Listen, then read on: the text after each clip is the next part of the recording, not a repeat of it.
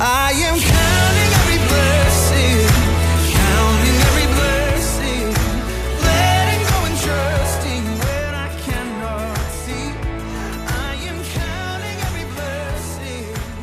Welcome to the ND 500 podcast. Today's message is more of a question. That question is, what do you have to lose? What do you have to lose by stepping out and trusting God on faith? Oftentimes, I know that God has given us revelations. God has placed dreams and ideas in our hearts. But oftentimes, for our fears and oftentimes of what we think others will think of the thing that we want to step out and do, we don't step out and do those things that God has given us to do. I've discovered that the thing that usually keeps us back is we can literally see it, we can literally feel it, but the thing that holds us back is we don't want to look silly in the process of trying to do something that many around us said that we can't do, that many around us don't think that we can do. So that's also a part of the equation. Not only that we're stepping out on faith, that we don't know how this thing is going to work out. We don't want to look silly in the process of doing it, but forget what everybody else around you is thinking. Forget what everybody else around you is doing, because the vision that you have, God probably didn't give them that same vision. So when you tell them what you want to do, when you tell them the things that God has placed on your heart, they're not going to understand it because God didn't give them that vision. God hadn't spoken to them. And other times what we do is we take the thing that God has told us to do and we go and tell somebody and ask somebody else's opinion. But the question becomes, well, what if that person hadn't gone before God? What if that person hasn't consecrated themselves before God? What if that person isn't prayed up? And then that person is giving you their response. That person is giving you what they think, and they haven't even consecrated themselves. They haven't even prayed to God about things in their lives. So they're giving you a response based on the failures and the things that they can't do. So the response that they're giving you is usually based on their limitations. So you don't want to take the word of someone else who haven't gone before God over the word that God has already given you. So on today, I want to encourage you to just trust the thing that God has given you. Trust the thing that you have in your heart, and know that God is with you, and know that even if there are some failures, failure is a part of success. So a lot of times there's no getting around failure. So there will be some failures in it, but in those times of failure, you learn from those failures, you grow from those failures, so that once God actually gives you what he really wants to give you, you can handle it because you've gone through some things, you've gone through your ups, you've gone through your downs, and now you can mentally handle it. And now God can give you what he really wants to give you because you have the capacity to handle the blessing that God wants to give you. So I ask you again, what do you have to lose? Step out on faith, trust God, and know that he is with you.